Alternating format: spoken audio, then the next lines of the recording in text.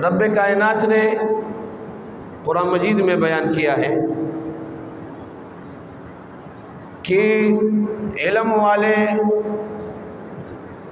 اور جاہل برابر نہیں ہو سکتے ہیں، اور نبی اکرم صلی اللہ علیہ وآلہ وسلم فرما رہے علم حاصل کرنا ہر مسلمان پر فرض ہے۔ اتنا علم حاصل کرے کہ جس سے انسان اپنے 24 گھنٹے کی زندگی کو شریعت اور اسلام کے مطابق گزار سکے۔ تو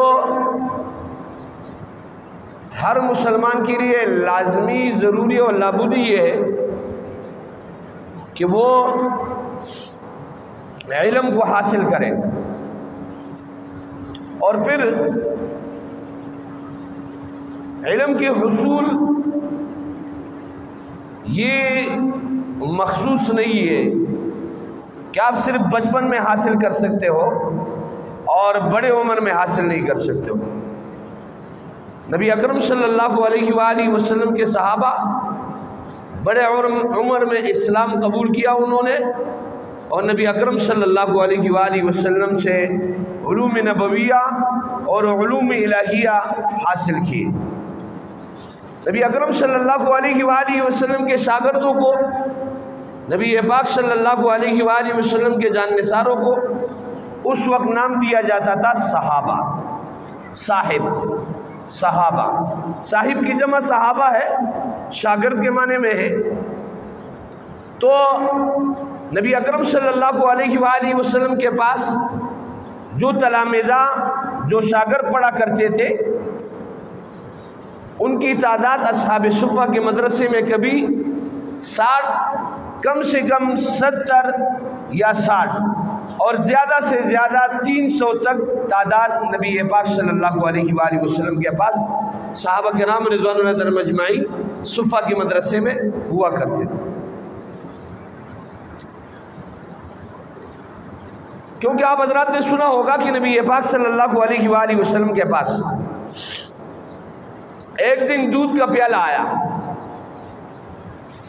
اور نبی اکرم صلی اللہ علیہ وآلہ وسلم نے وہ دودھ کا پیالہ ان طلباء میں، ان شاگردوں میں، ان اصحاب میں، ان تلامذہ میں تقسیم کیا۔ اور ابو ہریرہ رضی اللہ تعالیٰ عنہ فرماتے ہیں کہ میں علم کی حصول کے لیے جب نکلا تو مجھ پر کبھی کبھار بھوک کی وجہ سے، پیٹ خالی ہونے کی وجہ سے بے ہوشی طاری ہو جاتی۔ ایک دن بھوک نے نہ ڈال کیا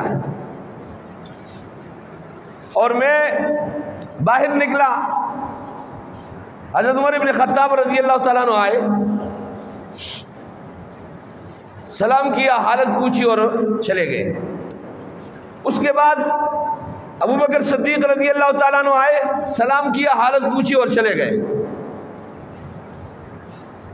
اس کے بعد آقا دو جہاں سردار انبیاء محمد عربی صلی اللہ علیہ وآلہ وسلم تشریف لائے اور سلام کیا، حالت پوچھی اور کہا ابو ہریرہ آپ کو بھوک نے نہ ڈال کیا؟ تو ابو ہریرہ رضی اللہ تعالیٰ عنہ کہنے لگے اللہ کے رسول، میں نے بھوک کی وجہ سے اپنے پیٹ پر پتھر باندھا ہے۔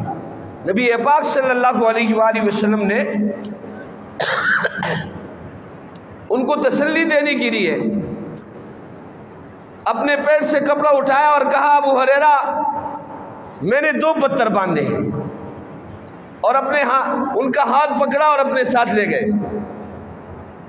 اتنے میں دودھ کا پیالہ آیا، دودھ کا پیالہ آیا، نبی اکرم صلی اللہ علیہ وآلہ وسلم نے ابو ہریرہ رضی اللہ تعالیٰ عنہ کو تھمایا اور کہا یہ ان سب کو جو ہے پلاؤ۔ اب کہا دل میں خیال آیا کہ بھوک تو مجھے لگی ہے، اور نبی اکرم صلی اللہ علیہ وسلم آرڈر جاری فرما رہے کہ آپ اوروں کو پلاؤ۔ قرآن کہتے ہیں کہ صحابہ میں اپنے آپ پر ترجیح دینا دوسروں کو، یہ صفت تھی۔ یؤثرون علی انفسہم ولو کان بہم خصاصہ۔ اب ابو ہریرہ رضی اللہ تعالیٰ عنہ اور صحابہ کو پلانے لگے، دودھ کا ایک پیالہ ہے، اصحاب صفہ کی تعداد کم سے کم کتنی تھی؟ 60 یا 70، اور زیادہ سے زیادہ 300 ہوا کرتی تھی۔ سب کو دودھ پلانا شروع کیا، سب نے پیا، لیکن پیالے میں ابھی بھی دودھ باقی ہے۔ یہ حضور پاک صلی اللہ علیہ وسلم کا معجزہ ہے۔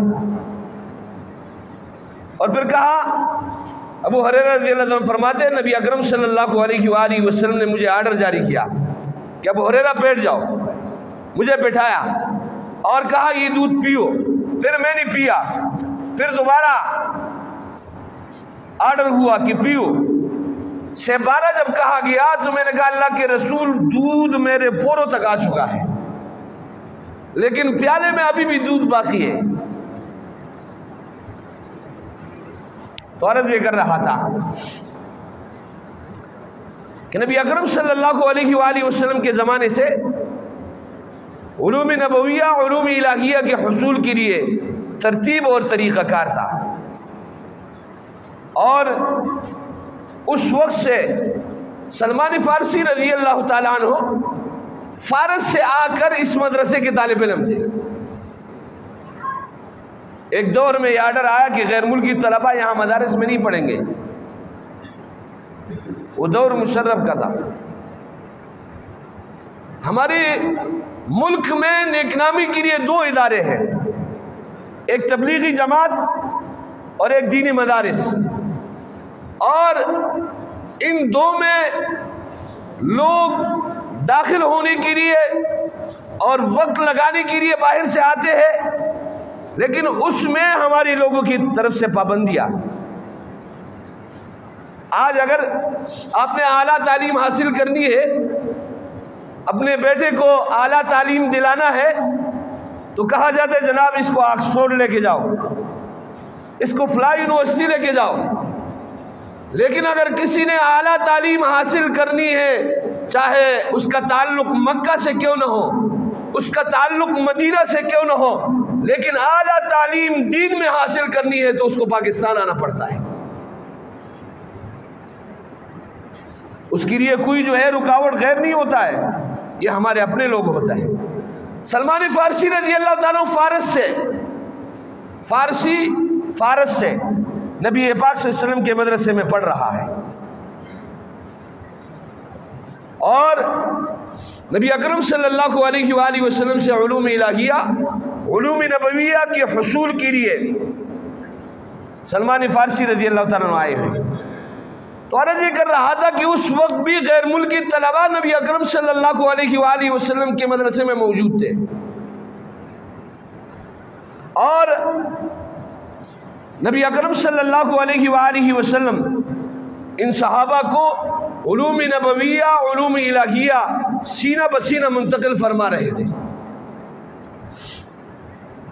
نبی اکرم صلی اللہ علیہ وآلہ وسلم کے یہ صحابہ، یہ اصحاب، یہ شاگرد، یہ تلامذہ، انہوں نے نبی اکرم صلی اللہ علیہ وسلم سے علم لیا اور دنیا کے کونے کونے تک پہنچایا،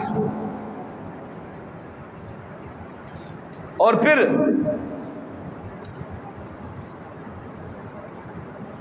عبداللہ ابن مسعود رضی اللہ تعالیٰ کوفہ میں دین کا حلقہ لگا گئے۔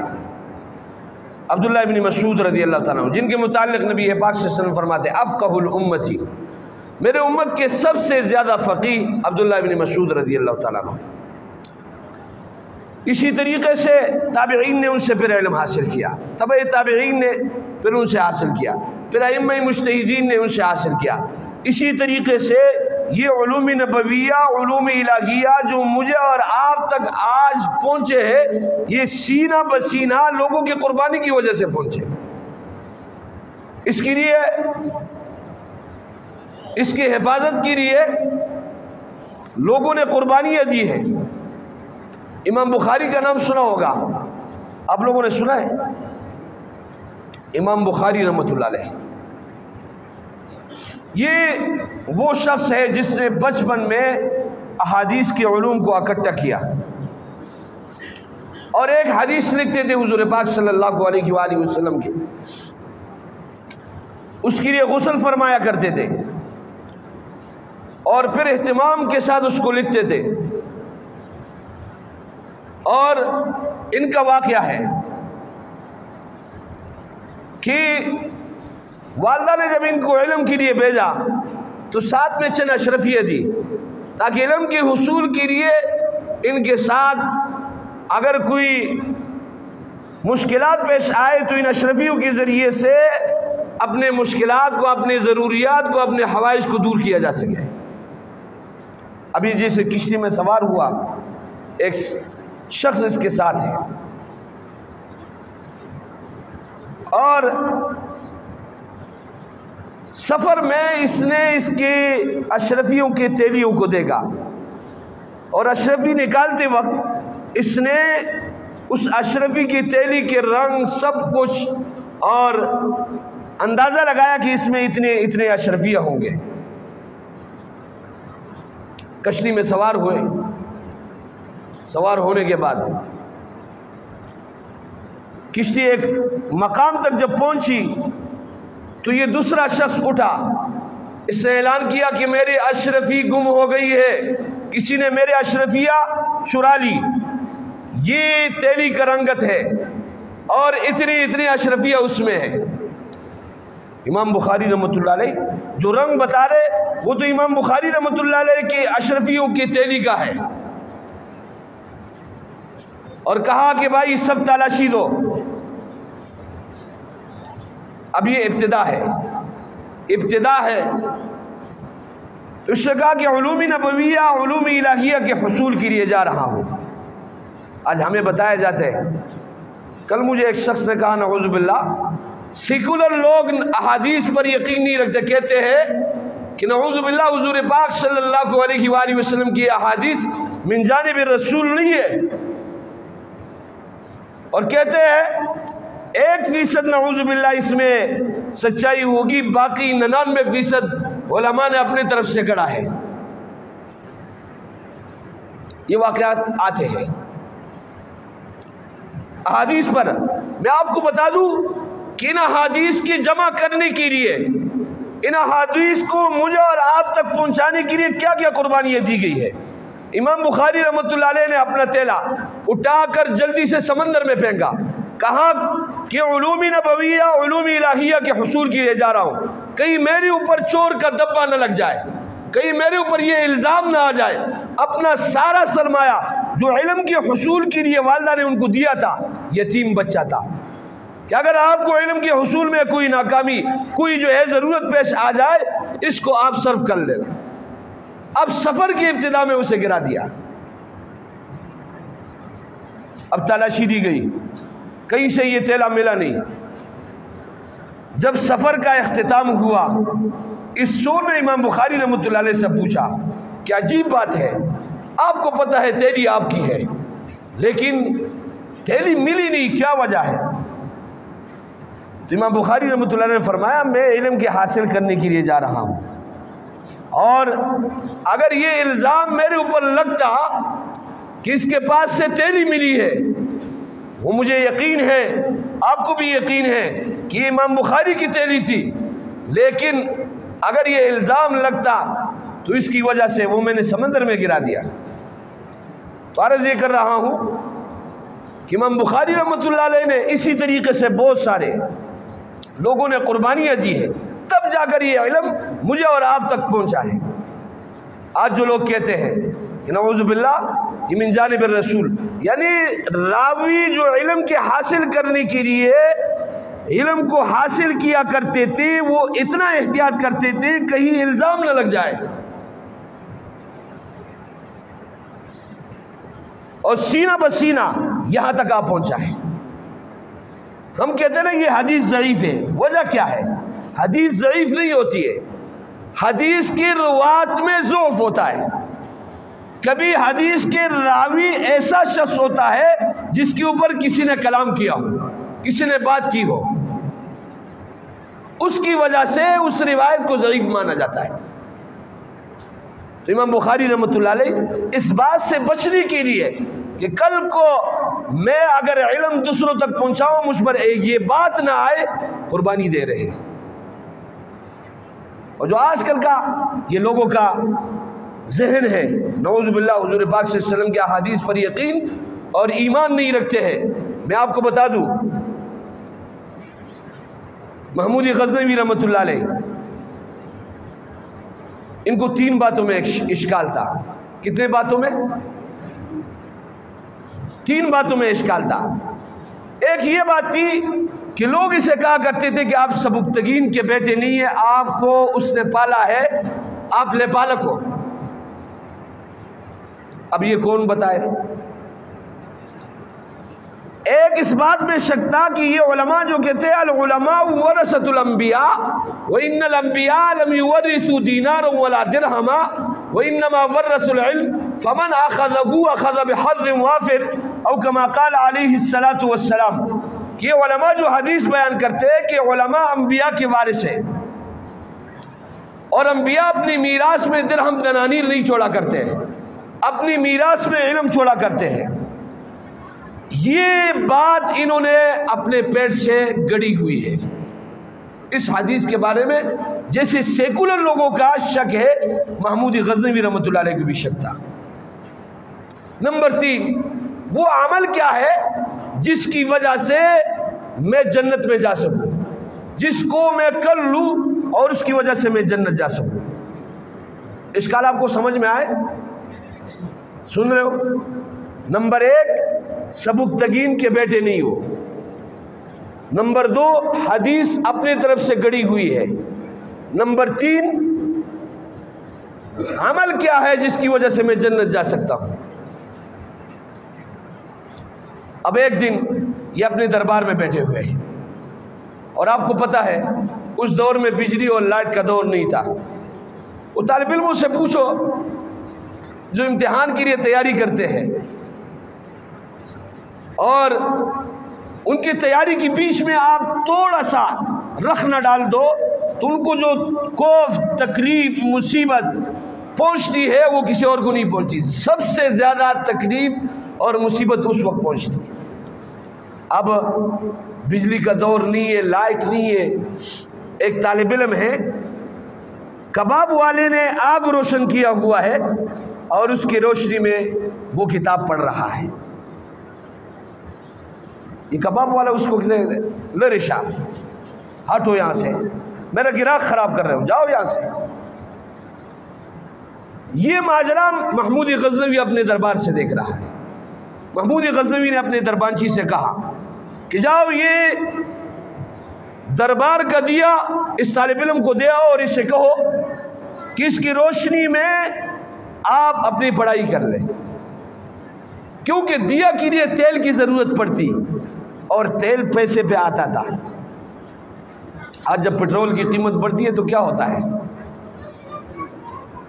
تو ان طلباء کے پاس تو یہ نہیں تھا۔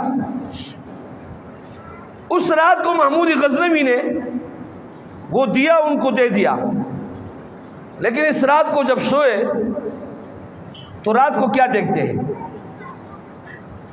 آقا دو جہاں سردار انبیاء محمد عربی صلی اللہ علیہ وسلم ان کے خواب میں آتے ہیں اور کہتے ہیں اے سبکتگین کے بیٹے، اے سبکتگین کے بیٹے۔